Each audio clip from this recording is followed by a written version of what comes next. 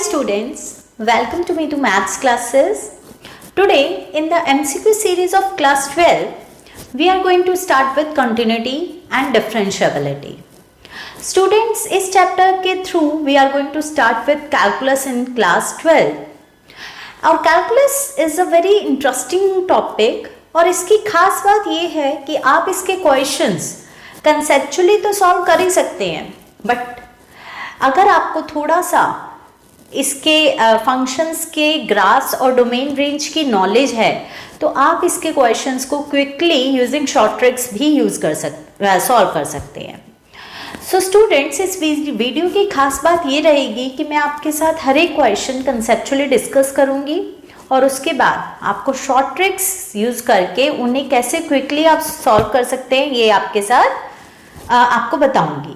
So students, मेरे इस video में एंड तक बने रहें और अगर आपको ये इससे थोड़ा सा बेनिफिट होता है तो आप इसे लाइक करें और शेयर करें अपने फ्रेंड्स के साथ. So let's take our first question for today.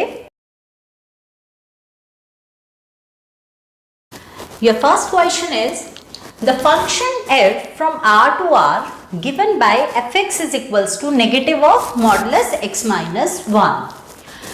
Now you have to find whether it is continuous as well as differentiable at x is equals to 1. Not continuous but differentiable at x is equals to 1. Continuous but not differentiable at x is equals to 1. और neither continuous nor differentiable at x is equals to 1. तो ये तो आपको options देख के ही पता चल रहा है कि at they are interested in x is equals to 1 and they want you to check the continuity and differentiability at x is equals to 1. तो बेसिकली आपको एक मॉडुलस फंक्शन की कंटिन्यूटी और डिफरेंशिएबिलिटी चेक करने के लिए आपको थियोरेटिकली जाने की ज़रूरत नहीं है. देखो स्टूडेंट्स, क्या होता है अगर आपका एक फंक्शन है मॉड्यूलस फंक्शन मॉड्यूलस एक्स, तो आपको अगर उसका ग्राफ पता है, इसका ग्राफ चेंज होता है at X is equals to 0 और ग्राफ कैसा होता है when X is greater than equals to 0 it will like Y is equals to X and when X is less than equals to 0 it will like Y is equals to minus X. तो आपका जो modulus function का graph होता है वो ऐसा होता है. और अगर आपको कंटिन्यूटी और डिफरेंशिएबिलिटी चेक करनी है एक पर्टिकुलर पॉइंट पर at X is equals to some any point, suppose X is equals to 0 पे आपको इस फंक्शन की कंटिन्यूटी और डिफरेंशिएबिलिटी चेक करनी है, तो कंसेप्ट क्या होता है आपका कंसेप्चुअली. तो कंटिन्यूटी एट अ पॉइंट कैसे आप चेक करते हैं कि अगर आपको आपकी उस पर्टिकुलर पॉइंट पे लिमिटिंग वैल्यू और एग्जैक्ट वैल्यू डिफर करती है then it will be the function will not be continuous at that point. But आप अपने थोड़े से कंसेप्ट अगर लगाएं तो कंटिन्यूटी का एक सेकेंड वर्जन क्या होता है कि आप अगर उस अपने ग्राफ को बिना पेन पिक किए ड्रॉ कर पा रहे हैं then it will be continuous. तो अगर आप देखते हैं तो मॉड्यूलस फंक्शन को you can draw without picking up your pen. तो आपका modulus function is continuous everywhere. Similarly अगर आप बात करो डिफरेंशिएबिलिटी की, तो डिफरेंशिएबिलिटी एक मॉडुलस फंक्शन की कहाँ ब्रेक होती है. डिफरेंशिएबिलिटी आपकी वहाँ ब्रेक होती है जहाँ पर आपको ग्राफ में कहीं कॉर्नर पॉइंट मिलता है, बट यहाँ पर आपको मॉडुलस के ग्राफ में there will be one corner point. तो उस पर्टिकुलर पॉइंट पर आपका function is not differentiable. Okay, तो आप बड़े इजीली मॉड्यूलस फंक्शन को अपने कंसेप्ट से भी सॉल्व कर सकते हैं और अपने थोड़े से शॉर्ट ट्रिक्स यूज करके भी आप इजीली बता सकते हैं कि whether this function is continuous और differentiable at X is equals to 1 और नॉट. तो आपका जो ये वाला फंक्शन है ये फंक्शन किस तरह का है, सबसे पहले तो आप इसका ग्राफ ड्रॉ करें. Your function is modulus of x minus 1 का ग्राफ कहाँ होगा. x minus 1 will change at x is equals to 1. तो मॉड्यूलस x minus 1 का ग्राफ आपका ऐसा होगा. This is the graph for modulus x minus 1. But आपको क्या चाहिए, नेगेटिव ऑफ दिस. तो आप फंक्शन को नेगेटिव करने के लिए आप इसका graph negative of x minus 1 का मॉड्यूलस x minus 1 का ग्राफ ये होगा. Now this will be the required graph of negative of x minus 1।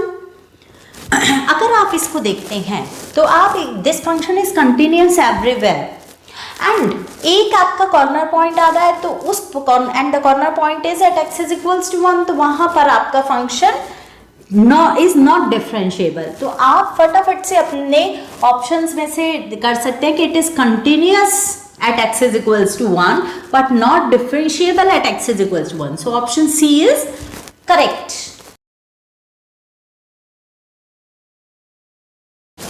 Next question is the function fx is equals to greatest integer function of x is continuous at 4, minus 2, 1 and 1.5. So here you are supposed to discuss about the continuity of greatest integer function at 4 points. अगर आप observe कर रहे हैं तो there out of 4 there are 3 integral points and 1 is a non-integral point. तो आप conceptually क्या करेंगे, अपने function की continuity check करेंगे इंटीग्रल पॉइंट पे, और कंटिन्यूटी चेक करने के लिए आपको लिमिटिंग वैल्यू निकालनी पड़ेगी, फिर एग्जैक्ट वैल्यू निकालनी पड़ेगी। If they are equal then you will conclude that your function is continuous at this point. Similarly you are going to check with all the other points. But आपको अगर short trick क्या है इसके पीछे कि अगर आपको इसका ग्राफ पता है, ग्रेटेस्ट इंटीजर फंक्शन का ग्राफ एक स्टेप फंक्शन की तरह होता है। स्टेप फंक्शन क्या क्या करता है आपका, suppose this is the graph 1 2 -1 -2, okay. तो ग्रेटेस्ट इंटीजर फंक्शन क्या करता है आपका, जो इस पर्टिकुलर पॉइंट से पहले जो भी उसको ग्रेटेस्ट इंटीजर मिलता है वो थ्रो करता है। तो 0 से 1 तक आपका ग्राफ 0 ही रहेगा। 0 से लेकर 0.9999 तक आपका ग्राफ, अगर आप इस ग्राफ को डिफाइन करते हैं तो आपका सपोज -1 से 0 तक, -1 से 0 तक योर ग्राफ विल रिमेन -1, 0 से 1 तक योर ग्राफ विल रिमेन 0, 1 से 2 तक योर ग्राफ विल रिमेन 1, 2 से 3 तक your graph will remain 2, so and so on. तो 0 से 1 तक ग्राफ 0 रहेगा, 1 पे आपका ग्राफ 1 बन जाएगा। तो 1 से 2 तक के सारे पॉइंट्स के लिए your graph will remain 1 constant function. Then between 2 to 3 your graph will remain 2. Between -1 to 0 your graph will remain -1. So this type of graph is this greatest integer function of this. तो आप अगर observe कर सकते हैं तो आपकी continuity कहाँ कहाँ ब्रेक हो रही है। आप अगर ग्राफ बनाते हैं तो आपको 0 आते ही you have to pick up your pen, फिर 0 से 1 तक आपका कंटिन्यूअस फंक्शन है, फिर 1 पर आप you are suppose to pick up your pen and तो यहाँ पर भी आपकी कंटिन्यूटी ब्रेक हो रही है। तो आपके सारे इंटीग्रल पॉइंट्स पर कंटिन्यूटी ब्रेक हो रही है। So this function is not continuous at integral points, but they are saying कि ये फंक्शन कहाँ कंटिन्यूअस है, जिसमें से आपके इंटीग्रल पॉइंट्स पे ये फंक्शन कंटिन्यूअस नहीं होता। तो 4 is a wrong option, -2 is also an integer, so it is again an wrong option, 1 is also wrong option, so your option D is correct. Your next question is the number of points at which the function defined as fx is equals to 1 upon x minus greatest integer function of x is not continuous is। तो आपको वो सब points निकालने हैं जिन पे आपका ये वाला फंक्शन कंटिन्यूअस नहीं है। तो सबसे पहले तो मैंने आपको बोला था कि आप ट्राई करें कि whether you can draw the graph of your function or not.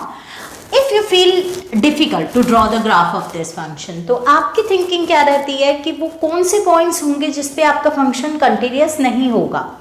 सबसे पहले तो वो सब पॉइंट्स जिन पे आपका फंक्शन डिफाइंड नहीं है, they all are the point of discontinuities। तो सबसे पहले your fx is not defined, your fx is not defined for all x such that ये जो इसका डिनोमिनेटर फंक्शन है वो जहां पर जीरो हो रहा होगा, जहां पे आपका डिनोमिनेटर फंक्शन का जीरो हो रहा होगा, वो सब पॉइंट्स आप पे आपका फंक्शन डिफाइंड नहीं होगा, और जिन पॉइंट्स पे आपका फंक्शन डिफाइंड नहीं होगा, they all are the point of discontinuities for this function. So this will give you that greatest integer function of x is equals to x. तो अब आप ऑब्जर्व कर सकते हैं कि एक नंबर का ग्रेटेस्ट इंटीजर फंक्शन आप ले रहे हो और वो सेम नंबर ही आ रहा है, दैट मीन्स वो नंबर क्या होगा, एक इंटीजर होगा. तो जब जब x एक इंटीजर होगा तो आपका फंक्शन का डिनोमिनेटर जीरो बन जाएगा and your function is not defined. So your function is not defined for all integral values. That implies fx is not defined for all x belongs to integers. और अगर ये सब आप पर सब integers पे आपका function defined ही नहीं है, that means your function is not continuous at these points. तो आपके पास देयर आर इनफाइनाइट इंटीजर्स, तो बहुत सारे होते हैं, so there are infinite many points of discontinuities for this function. और आपका क्वेश्चन क्या था, आपको वो पॉइंट्स काउंट करने थे जिन पे your function is not continuous, but there are infinite many points, all integers are the points of discontinuities. So your point 1 point 2 point 3 point ये सब आपके wrong options है. So your option D is correct because there are infinite many points of discontinuities. Your next question is the function fx is equals to cot x is discontinuous on the set you are given 4 sets. X is equals to n pi, integral multiple of pi, x is equals to 2n pi, x is equals to 2n plus 1 pi by 2 and x is equals to n pi by 2. तो आपको 4 options given है और आपको बताना है कि आपका जो ये फंक्शन है cot x वो कहाँ कहाँ डिसकंटिन्यूअस है. तो यहाँ आप अपना कंसेप्चुअली अगर यूज करते हैं तो आप क्या करेंगे कि cot x can be written as cos x upon sin x. तो ये वाला फंक्शन आपका वो कहाँ कहाँ डिसकंटिन्यूअस होगा, जहाँ पे ये फंक्शन डिफाइंड नहीं है. और आपका ये फंक्शन डिफाइंड कहाँ नहीं होगा, जहाँ पे डिनोमिनेटर जाके जीरो हो रहा होगा. सो fx is not defined when sin x is equals to 0. और sin x कब जीरो होगा, when x is equals to, आपने 11th में अपना पढ़ा है to solve the equation trigonometric equations that integral multiples of pi पर आपका फंक्शन जीरो होता है sin x फंक्शन. तो आप all the integral multiples of pi पर your function is this cot x function is not defined, so your option A is correct. But अगर आपको थोड़ा सा भी ग्राफ की नॉलेज है तो आपको इतना करने की भी ज़रूरत नहीं है. अब आपका जो ये cot x ग्राफ है, you know that the graph of cot x is a periodic function 0 2 pi minus 2 पाई. तो ये क्या होता है, this is the graph is a decreasing function और 0 से 2 पाई के बीच में your graph is like this. Okay, similarly between pi to 2 pi your graph is like this. Okay, similarly in this minus pi to 0 your graph is like decreasing function. तो आपका जो cot x का graph है वो ऐसा होता है, it is a decreasing function and the period is pi. तो आप क्या करेंगे, अगर आप ऑब्जर्व कर सकते हैं तो आपको कहाँ कहाँ पेन पिक करने की जरूरत पड़ रही है. All the integral multiples of pi, देखो माइनस पाई पे आपने पेन पिक किया. ओके, फिर 0 पर आपको पेन पिक करके यहाँ पर लेके आना पड़ा, फिर आपने ग्राफ ड्रॉ किया, फिर पाई पे you have to pick up your pen. तो ये सब जो पॉइंट्स हैं integral multiples of pi, they are all the point of discontinuities for your function. So your option A is correct. Your next question is, let fx is equals to modulus of sin x. Then you are supposed to check whether f is everywhere differentiable. F is everywhere continuous but not differentiable at integral multiples of pi. F is everywhere continuous but not differentiable at odd multiple of pi by 2 और none of these. तो आपको basically क्या करना है, अपना जो आपका function है मॉड्यूलस साइन एक्स, इसकी कंटिन्यूटी और डिफरेंशिएबिलिटी चेक करनी है। तो इसे चेक करने के लिए आप क्या करते हैं, अगर आप मॉड्यूलस साइन एक्स डिफाइन करेंगे तो साइन एक्स फंक्शन आपका काफ़ी सारे पॉइंट्स पर चेंज होता है। तो there will be many points where you have to check whether it is continuous और डिफरेंशिएबल और नॉट। तो आपका ये काफ़ी टेडियस हो जाएगा। तो आप क्या करते हैं, अगर आपको थोड़ी सी भी मॉड्यूलस फंक्शन के ग्राफ की नॉलेज है तो आप इसे क्विकली सॉल्व कर सकते हैं। Now first of all consider the graph of sine X. Sine X का ग्राफ कैसा होता है, sine 0 is 0, sine pi by 2 is 1, sin pi is again 0, then sin 3 pi by 2 is -1, and then sin 2 pi is again 0। तो आपका sin x का graph कुछ ऐसा चलता है। इनफैक्ट ये वेव फंक्शन है। This is the graph for sine x. अब आपको क्या करना है, आपका जो फंक्शन है that is modulus of sine X. तो मॉड्यूलस फंक्शन क्या करता है, जो भी आपका ग्राफ नेगेटिव है उसे भी वो क्या करता है, पॉजिटिव बना देता है।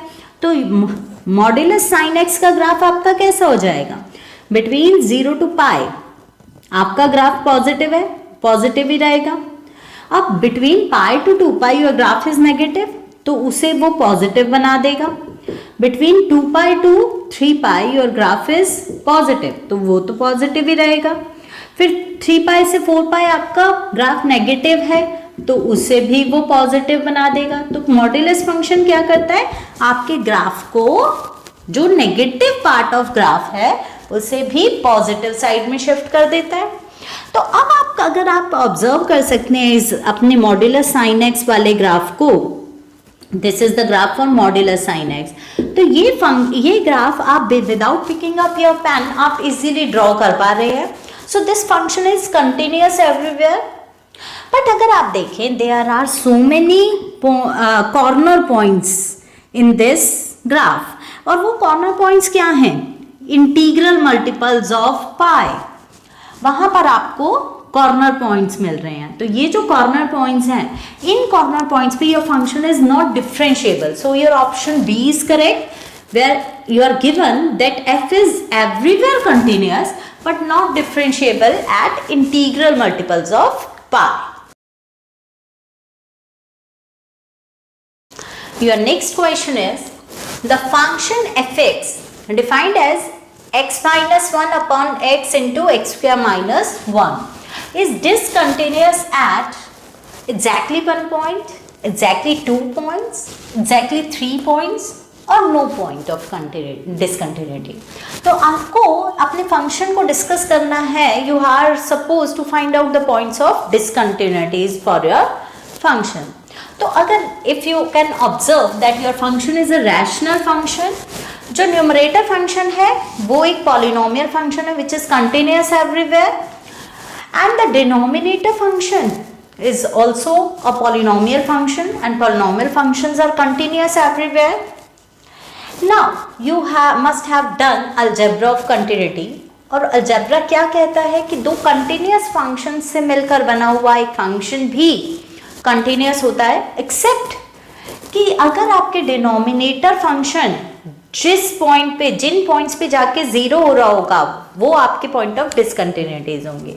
तो अगर आप इस फंक्शन को कंसीडर करते हैं और तो आपको ऐसा लगेगा कि एक पॉइंट, क्योंकि जो आपका डिनोमिनेटर फंक्शन है that is a cubic function, तो उसके 3 रूट्स आएंगे and there must be 3 points of discontinuities.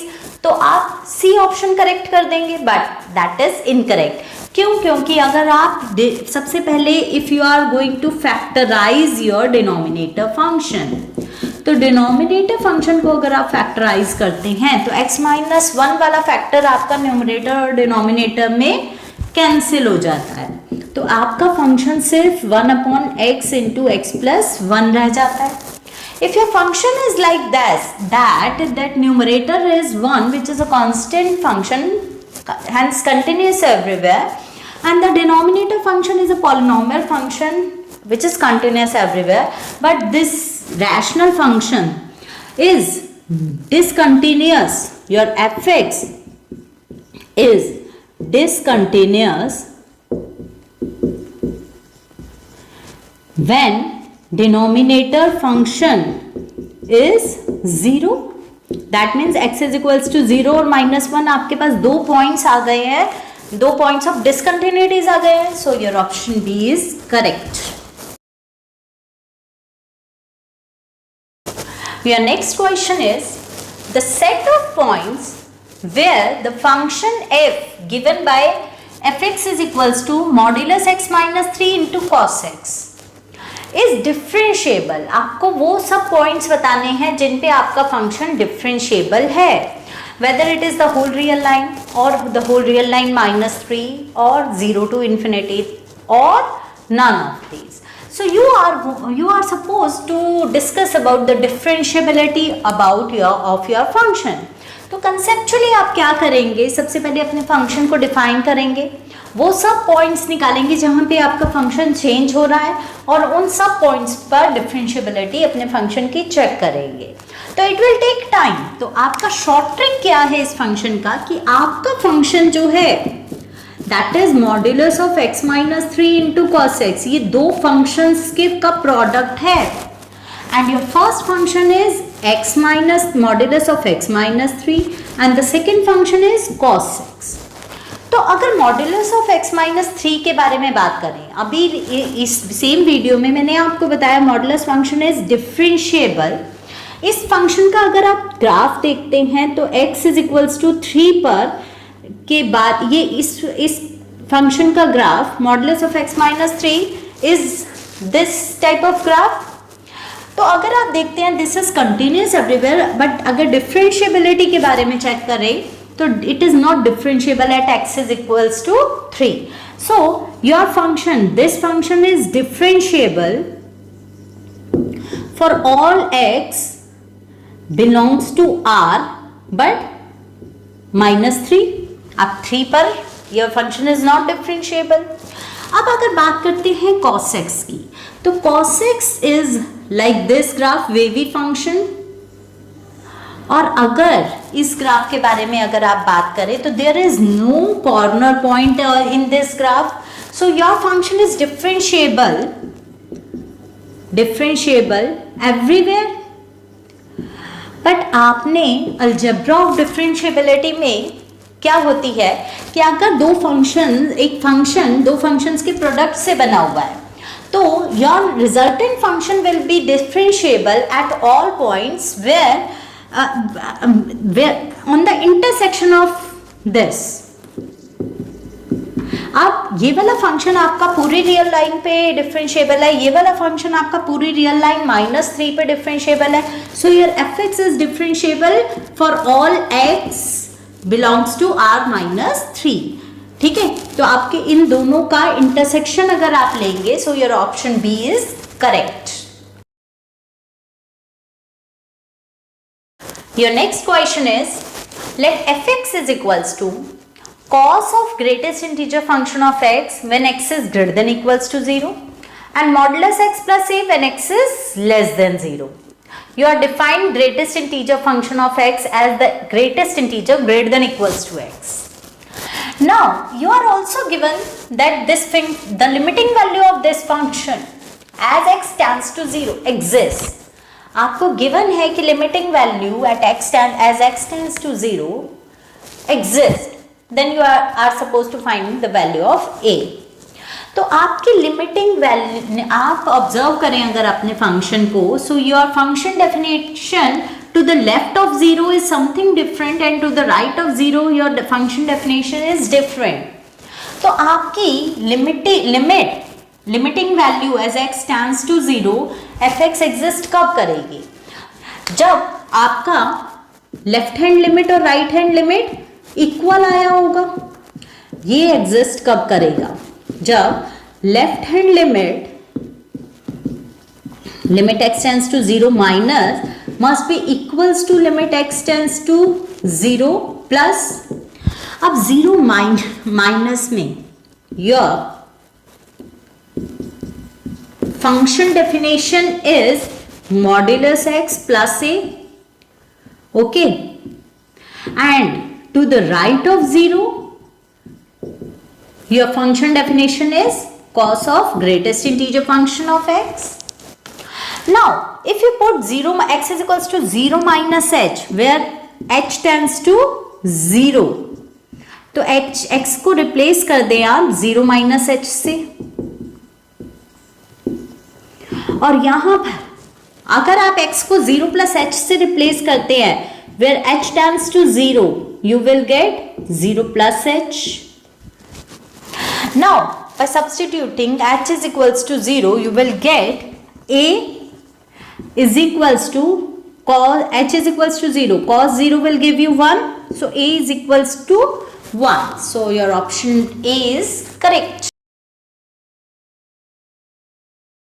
Your next question is, let fx is defined as x into greatest integer of x minus 1 when x is lying between 0 to 2 and greatest integer function of x into x minus 1 when x is lying between 2 to 3. Where this is the greatest integer function, then you have to check your function whether it is continuous everywhere. It is not continuous at these 2 points at x is equals to 1 or 2. fx is not differentiable at infinite many points and none of these. तो आपको basically अपने function को check करना है for continuity and differentiability in its domain and the domain of your function is 0 to 3 only. तो आप क्या करते हैं, सबसे पहले अपने फंक्शन को डिफाइन कर सकते हैं आप बिटवीन 0 to 3. अब 0 से 2 तक, तो 0 से 1 के बीच में आप डिफाइन कर लें, 1 से 2 के बीच में और 2 से 3 के बीच में you can define your function.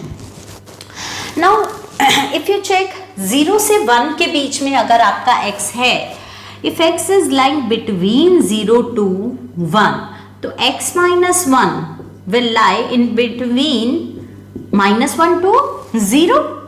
तो minus 1 से 0 तक के अंदर greatest integer function will give you minus 1 only. तो this will give you minus 1 and x is this, so your final function will be minus x. Now in between 1 to 2, your x minus 1 will give you 2 minus 1 will give you 1 and 1 minus 1 will give you 0. तो x minus 1 आपका 0 से 1 के बीच में है, तो उसका greatest integer function will give you 0 and this is x only, so your final function is defined as 0. And in between 2 to 3 के बीच में your greatest integer function will give you 2 and this is x minus 1. So this your function is defined as 2 into x minus 1 as a polynomial function. Now अब आप क्या करेंगे, आपको अगर continuity और डिफरेंशिएबिलिटी चेक करनी है तो कंसेप्चुअली अगर आप जाएंगे तो यू विल चेक कि in this interval your function is defined as polynomial function, so continuous and differentiable. In this interval your function is a constant function, hence it is continuous and differentiable everywhere within this interval also. and within 2 to 3 your function is defined as polynomial function which is continuous and differentiable in its domain.